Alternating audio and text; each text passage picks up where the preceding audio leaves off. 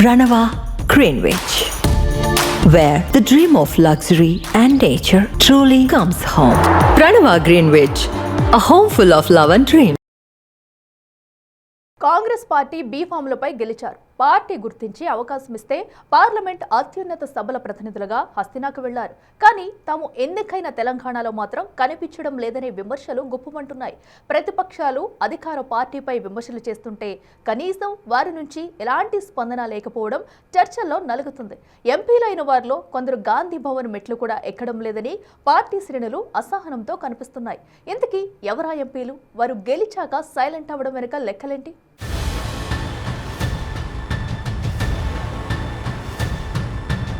తెలంగాణ కాంగ్రెస్ పార్టీలో కీలక పదవుల్లో ఆ 11 మంది లీడర్స్ ఎక్కడ?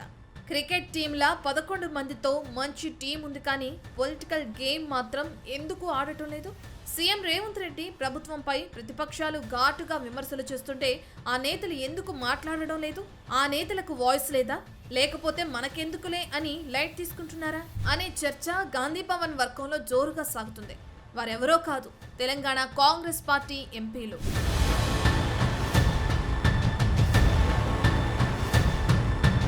గత లోక్సభ ఎన్నికల్లో కాంగ్రెస్ పార్టీ బీఫామ్ పై రాష్ట్రం నుంచి 8 మంది ఎంపీలు గెలిచారు. ఇందులో యువ నాయకులు మొదటిసారి గెలిచిన వారు ఉన్నారు. భువనగిరి పార్లమెంటు నుంచి చామల కిరణ్ కుమార్ రెడ్డి, వరంగల్ ఎంపీగా కడియం కావ్య, పెద్దపల్లి పార్లమెంటు సభ్యుడిగా గడ్డం వంశీకృష్ణ, నల్గొండ పార్లమెంటు స్థానం నుండి రఘువీర్ కందుకూరు, ఖమ్మం ఎంపీగా రఘురాం రెడ్డి మొదటిసారి లోక్సభలో అడుగుపెట్టారు.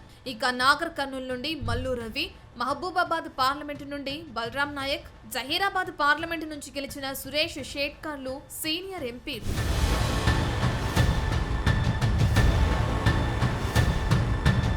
ఇక మరో 3 రాజ్యసభ సభ్యులు కాంగ్రెస్ నుంచి పదవులు అలంకరించారు. పార్టీలో సీనియర్ నాయకులు ఫైర్ బ్రాండ్ గా పేరున్న రేణుకా చౌదరి, తెలంగాణ యువజన కాంగ్రెస్ తొలి అధ్యక్షుడు జోగినపల్లి అనిల్ కుమార్ యాదవ్, ఇటీవల ఎన్నికైన అభిషేక్ సింఘ్వి, ఈ 3 కూడా పార్టీలో చాలా కీ రోల్ ప్లే చేసే సత్తా ఉన్న నాయకులే. పార్టీ కోసం కష్టపడిన వారు, పార్టీ లాయలిస్టులు అనే పేరు ఉన్న నాయకులే. అందుకే వారికి రాజ్యసభ సభ్యత్వాలు దక్కాయి.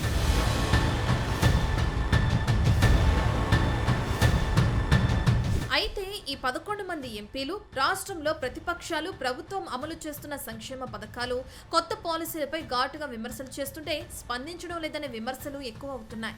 ప్రభుత్వం పైనే కాదు, CM Revanth Reddy, deputy CM Mallu Bhatti విక్రమార్కలతో పాటు మంత్రులపై ప్రతిపక్షాలు సెటైర్లు విసురుతూ విమర్శలు చేస్తున్న కాంగ్రెస్ ఎంపీలు ఏ మాత్రం రియాక్ట్ అవ్వకపోవడంపై హస్తం పార్టీలో జోరుగా చర్చ సాగుతుంది.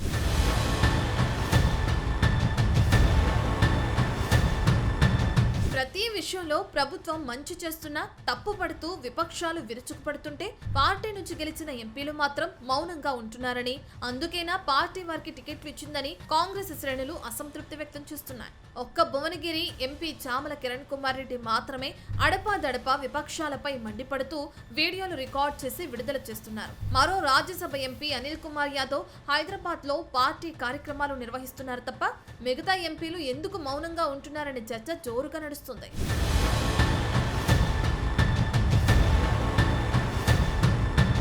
పార్లమెంటుకు ఎన్నికైన సీనియర్లు కూడా ప్రతిపక్షాల విమర్శలను పట్టించుకోకపోవటం విమర్శల పాలవుతుంది. మొదటిసారి గెలిచిన యువ నేతలు గడ్డం వంశీకృష్ణ, రఘువీర్, కడియం కావ్య, అలాగే ఖమ్మం ఎంపీ రఘురాం రెడ్డిలు అయితే ఇప్పటి వరకు ఎక్కడా మాట్లాడిన దాఖలు కూడా కనిపించలేదని గాంధీ భవన్ వేదికగా విమర్శలు వినిపిస్తున్నాయి. ఇక సీనియర్ ఎంపీలు రేణుకా చౌదరి, మల్లు రవి, బలరాం నాయక్, సురేష్ షేట్కర్లు సైతం తమకు అంత రాజకీయ అనుభవం ఉన్నా ఎక్కడా మాట్లాడకపోవటం అందరినీ ఆశ్చర్యపరుస్తుంది.